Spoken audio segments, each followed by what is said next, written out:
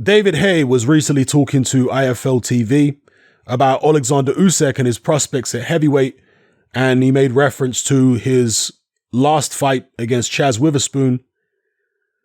And he said the following: "It wasn't a performance to send shivers down your spine. And if you are looking at him as a future world champion doing what only myself and Evander Holyfield have done, become number one at cruiserweight and then world champ at cruiserweight and then world champ at heavyweight, only me and Holyfield have done that. So if he's to join that very elite group, that first effort against Witherspoon didn't look that great. You wouldn't watch that and think, yeah, this guy, or this is the guy who's going to beat Fury, who's going to beat AJ. You didn't think that. You just thought, let's see what his next fight is like." So those are the words of the Haymaker David Haye. It's true that with boxing fans, because they're so reactionary, their mindset is you're only as good as your last fight. This is why I use this particular saying, you're only as good as your last fight, because I'm describing the way boxing fans think. Tyson Fury for Otto Wallin, it didn't look good. If there was another referee in there, he could have lost that fight on a TKO because of the cut, which was caused by a punch. But yet he went in there against Deontay Wilder and he ripped him to shreds. So yeah, you're only as good as your last fight, but some fighters rise to the occasion.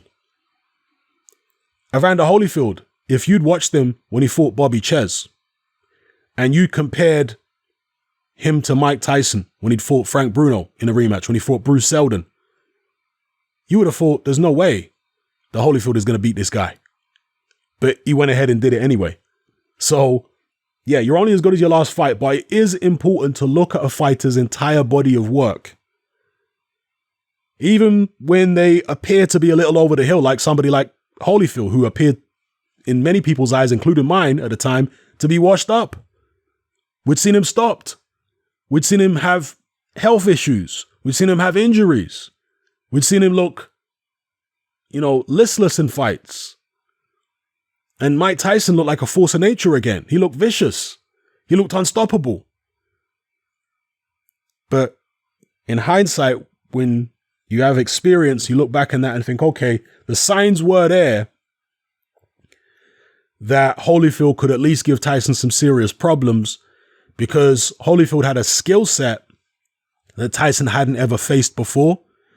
And he had a skill set which was certainly way, way more advanced than the likes of Frank Bruno or Bruce Seldon, and also the heart and the ring hardness. This is a guy, Holyfield, who was battle hardened, had battles with Riddick Bowe, battles with people like Burt Cooper, George Foreman, this was Ray Mercer. This was a battle hardened man who was good on the inside, good on the outside, good legs, can move, can counterpunch well.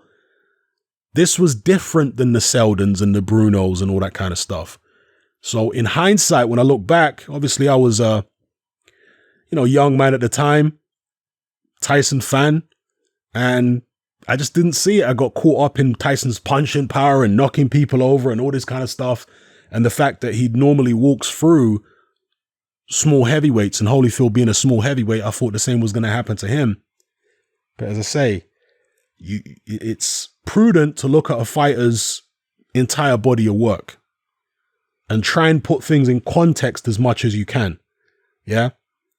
Oleksandr Usyk moving up to heavyweight for the first time against Chaz Witherspoon, a guy of the same kind of height and reach as himself, a guy who does certain things which somebody like Deontay Wilder, for example, can't actually do. And I know that's going to blow some people's minds, but Deontay Wilder is extremely good with the right hand. But if you take Deontay Wilder's right hand away, you've got a very, very limited, very, very technically flawed heavyweight. A more technically flawed heavyweight than Chaz Witherspoon. Oh, yes. Oh, yes. Deontay Wilder is more technically flawed than Chaz Witherspoon. It's just that punching power and the viciousness and the spirited nature of Deontay Wilder that's allowed him to have the success and the height and reach and speed and all that kind of stuff, the athleticism. But if you're talking about technique and skills, Deontay Wilder's not that guy. Okay, right? He's skilled at landing his right hand to some degree, but even the right hand, it's a straight right hand. He doesn't have much of a right hook. He doesn't have much of a right uppercut. It's a straight right hand, and he needs distance to be able to land it. There are other fighters who are not overall anywhere near as good as Deontay Wilder, because when we talk about who's as good, we're talking about results. So they're not going to get the kind of results Wilder gets. But if you actually look at their fundamentals, they're better than Wilder in terms of their fundamentals. Chaz Witherspoon has better fundamentals than Deontay Wilder.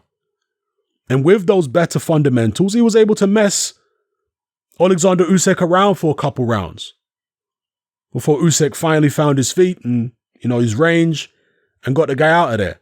So I wouldn't read too much into the Chaz Witherspoon fight. And also, Usyk, being an elite level amateur, fought in the World Series of Boxing. He has a history of rising to the occasion, even as a pro.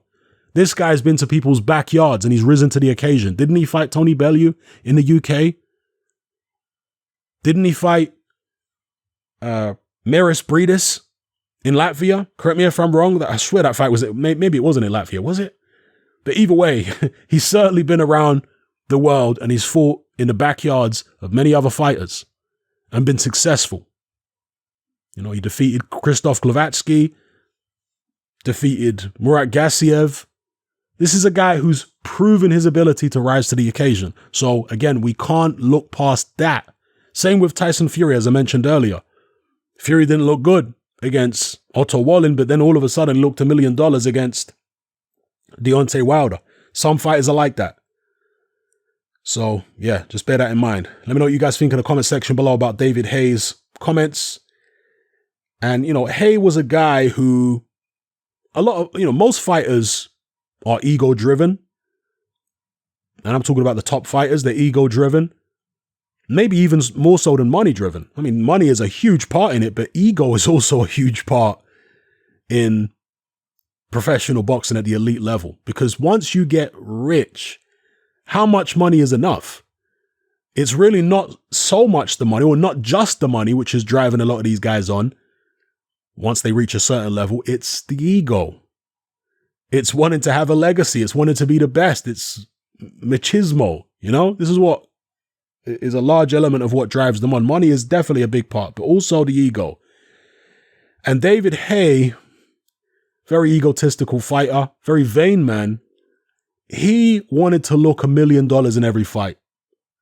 David Haye he was never the kind of guy, for the most part anyway, other than when he fought. There was a certain guy he fought a cruiserweight. The only cruiserweight fight he had, which went the distance. Forget the guy's name. I think it was a Belgian or French guy with an Arab name. I think it was North African in origin.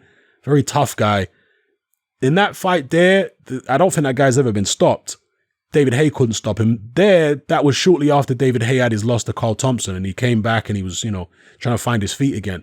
But for the most part, David Haye tried to go out there and look $1 million and wipe people out in every single fight. That was his intention for the most part. Yeah, maybe not against Nikolai Valoev. Tried against Klitschko, but yeah, Klitschko was too good. So in David Haye's mind, if you're not going out there and chinning people in spectacular fashion, it's not really that impressive to him, because that's the kind of fighter he was. That's the way he would think. He had a puncher's mentality. You're supposed to go out there and chin people.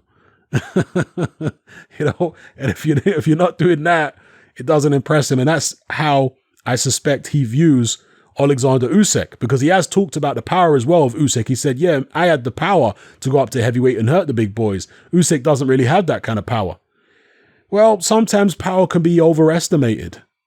Power is a great thing to have. It's always great to have, but it's not the be all and end all. And if you rely too much on it, well, you can end up like Deontay Wilder. You can end up like Mike Tyson when he fought Holyfield both times. You can end up like George Foreman when he fought Muhammad Ali. If you get too carried away with your power, it's not the be all and end all. You know what I mean? Anyway, let me know what you guys think in the comment section below. What's happening about. Hatman merch is now available. We got t-shirts, vests, hoodies, and more. Just click the link below. Join me on Patreon. I upload a minimum of 2 podcasts every single week, covering a wide variety of controversial topics, as well as live stream Q&A sessions. Take a look on screen right now at some of the podcasts I've produced so far. For just $3 a month, the equivalent of about £2 a month, you get access to all my new podcasts and my entire back catalogue of past podcasts, including my popular Confessions of a Nightclub Bouncer series.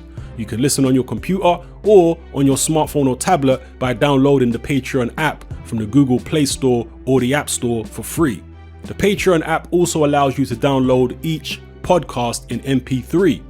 For less than the price of a cup of coffee, you get access to dozens of hours of exclusive content. It's easy to sign up, there's no contract, and you can cancel at any time. So come and join our community of free and critical thinkers by signing up with me here on Patreon today.